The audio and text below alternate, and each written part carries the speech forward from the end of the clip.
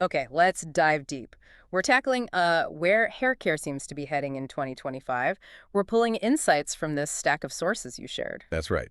And our mission here really is to cut through all the noise, pull out the key shifts, you know, give you a clear picture of what's actually coming next in hair.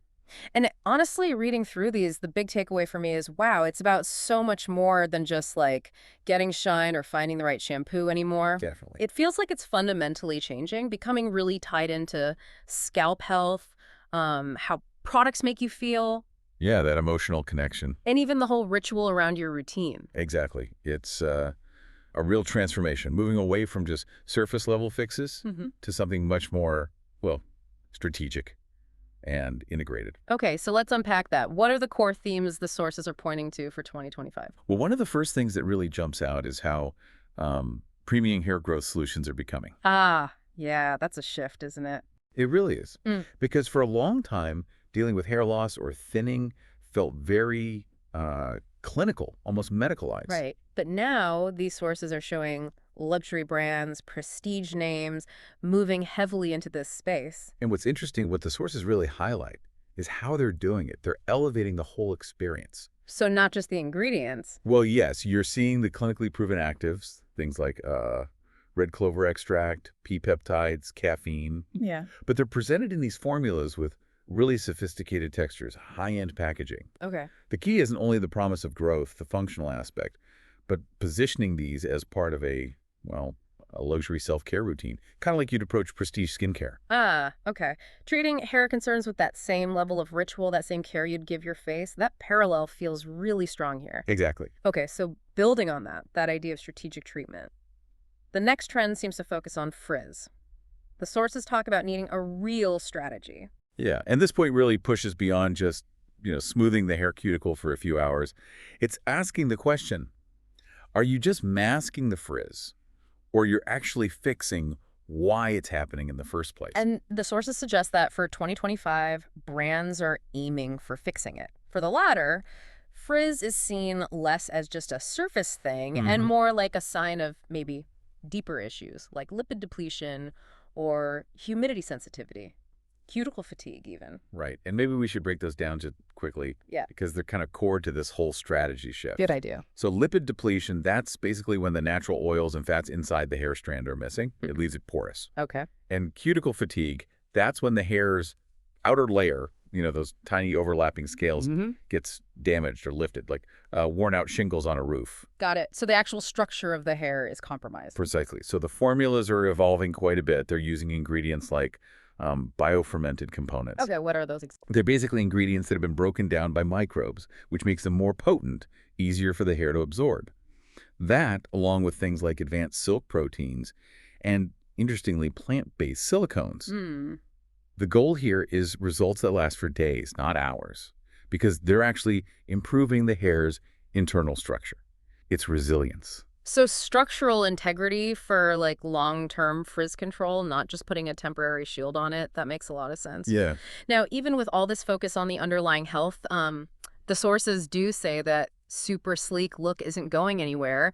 The glass hair era isn't over, apparently. No, and that seems backed up by global data mentioned in the sources. It shows shine is still the #1 hair desire, across all age groups, actually. Yeah, and brands are definitely responding. We're seeing new formats popping up, things like gloss-boosting mists you might use during the day, heatless gloss masks, even scalp primers designed to boost reflection right from the root. But the really significant insight here, according to these sources, is how the idea of true glass hair is changing.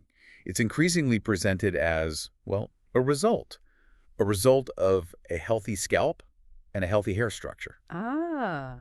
not just something you achieve by coating the hair with styling products. Okay, so shine becomes almost like an indicator of overall hair wellness. It connects back to that scalp first idea we keep seeing. Exactly. It's not just about adding shine, it's about cultivating it from the foundation up. Precisely.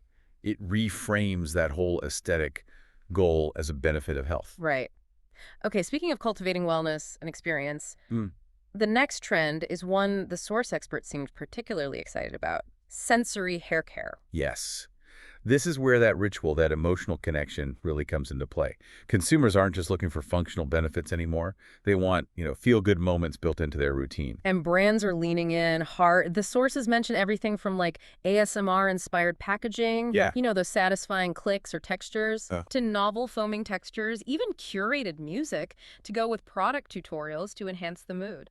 It's really about the experience of using the product becoming almost as important as the end result itself. Think about like whipped jelly masks, soft touch containers, calming scents, audio elements. Mhm. It's turning the application into this immersive ritual. It's aimed at, well, emotional engagement and maybe even stress reduction. That takes hair care way beyond just cleaning or styling, doesn't it? It's properly integrated into a sort of mindfulness moment. Absolutely. Okay, so the final trend these sources really unpack focuses on ingredients, specifically botanical oils, reinvented. Yeah, this shows how even traditional ingredients are being looked at again, used with more strategic purpose. It's moving beyond just, say, the classic argan oil. Right. The sources highlighted some new hero ingredients, like batan oil, which they noted for its strong antioxidant profile and something about microbiome balancing benefits. Mhm. And also things like sage oil and prickly pears showing up in more targeted products,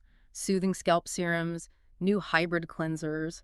And if we connect this back to the bigger picture again, these oils aren't just being chucked in for, surface slip or a bit of shine anymore. Right. They're being chosen specifically for how they interact with and support the scalp ecosystem. The scalp microbiome, you mean? Exactly, that community of microorganisms living on your scalp, kind of like your gut microbiome.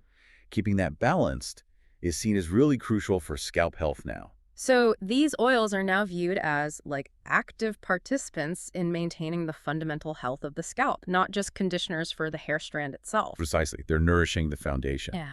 which then, of course, impacts everything else, growth, frizz, and ultimately, shine too. Wow. Okay. So let's try and pull all these different threads together then. Based on this deep dive, what's the core takeaway? Where is hair care really headed in 2025 according to this material? Well, putting it simply, the sources suggest hair care is becoming smart, really focusing on root causes and structure. Okay.